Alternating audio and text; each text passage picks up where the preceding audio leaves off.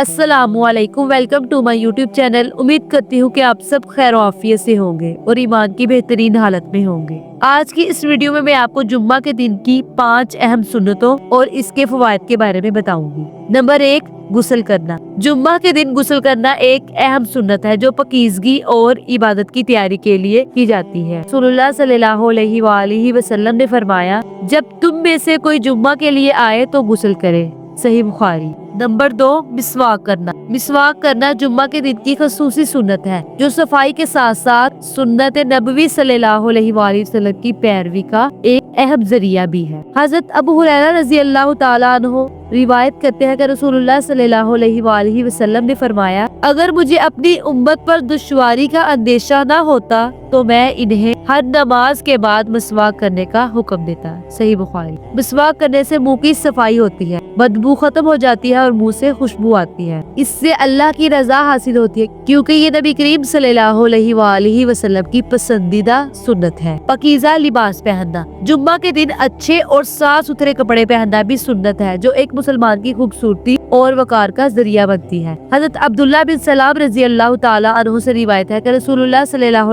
अलैहि वसल्लम ने फरमाया, जो शख्स जुम्मा के लिए अच्छे कपड़े पहने ये अमल अफजल है। सुनन अबू दाऊद। जुम्मा के दिन अच्छे कपड़े पहनना न सिर्फ सुन्नत है बल्कि माशरती अदाब का भी हिस्सा है। और बेहतरीन कपड़ों यानी साफ सुथरे लिबास से मुराद वो है जो साफ, सादा और हलाल कमाई से खरीदे गए हों। नंबर 4 पे आता है जल्दी मस्जिद में जाना। जल्दी मस्जिद पहुंचना जुम्मा की इबादत का अहम जुज है। इस अमल में न सिर्फ अजर है बल्कि इज्तिमायत और रूहानी तैयारी भी शामिल है। हजरत अबू हुरैरा रज़ी अल्लाह तआला अन्हु से रिवायत है कि रसूलुल्लाह सल्लल्लाहु अलैहि वसल्लम ने फरमाया, जो शख्स जुम्मा के दिन सुबह के वक्त पहली घड़ी में जाता है वो ऊंट की कुर्बानी के बराबर अजर पाता है।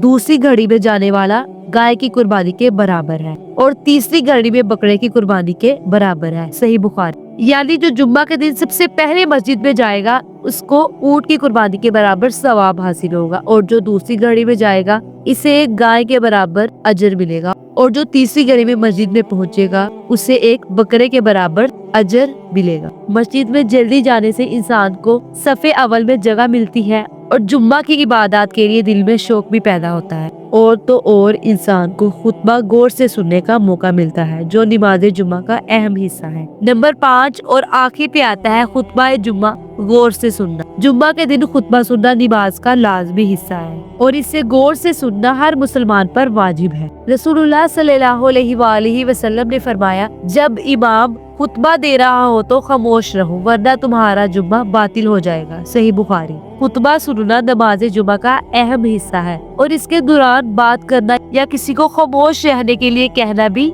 मना है, यानी हमें खुतबे के दौरान किसी से भी बातचीत नहीं करनी चाहिए।